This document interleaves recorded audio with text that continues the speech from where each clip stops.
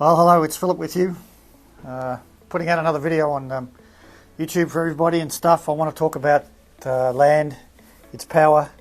Land always takes the gains. Let me give you an obvious example. I'm quoting here from an old Sunday Times, the UK Sunday Times business article, where, and I'm just quoting, it came from an article from Erwin Seltzer. He writes occasionally for the Business Times. And he says this: in 1928, John Maynard Keynes, and he's considered one of the greatest economists, in an essay he titled Economic Possibilities for Our Grandchildren, Keynes predicted that within 100 years, and we're almost there now, in 100 years, technology would solve what he called mankind's economic problem, and we would live in an age of leisure and of abundance. Everyone would want some work to do. 15 hours a week should be enough, Keynes reasoned. And here we are almost 100 years later, and the average work week in the private sector in the UK is 34.4 hours, and it's not likely we can cut that to 15 in the time left until we have Keynes' deadline. It's 100 years of 2028. Okay?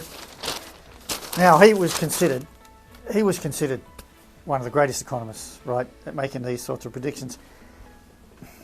He did not understand, he did not know the three factors of production: land, labour and capital. It's been taken down to two, and it's wrong.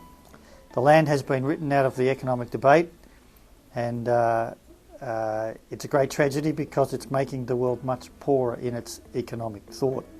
So it tells you again, if you're listening to the opinion of an economist, or of anybody for that matter, and they have not studied the land question, you should stop listening to them, okay? And the reason Keynes was wrong is because it is land that takes the gains, all right? Land value. It capitalises into a price for which we have to spend the rest of our working life trying to afford, and these days the only way you can afford it is through a mortgage. There are two things you need that I would recommend. If you don't follow that, if you haven't understood it yet, you need to follow this. There's two books that you ought to read. The first is Fred Harrison's The Power in the Land, and that really is the most effective title, The Power in the Land. Fred shows you where all the gains go. That was written in 1983. It's been 100% accurate since then on his timing and stuff for the cycle. You should also, if you want it conclusively proven where all the benefits of society go, and it's land value, if you want that proven, you need to get this book, Taken for a Ride. You can get this from Shepard Walwyn. I strongly recommend that you read it. You really only need to read chapters 2, 3, 4 and 5.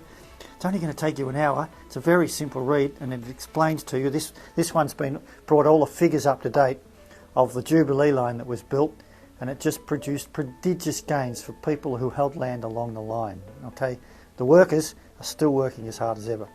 Really important. Okay, I'll leave it there.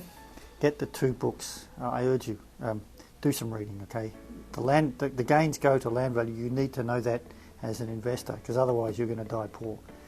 Okay, thanks for today.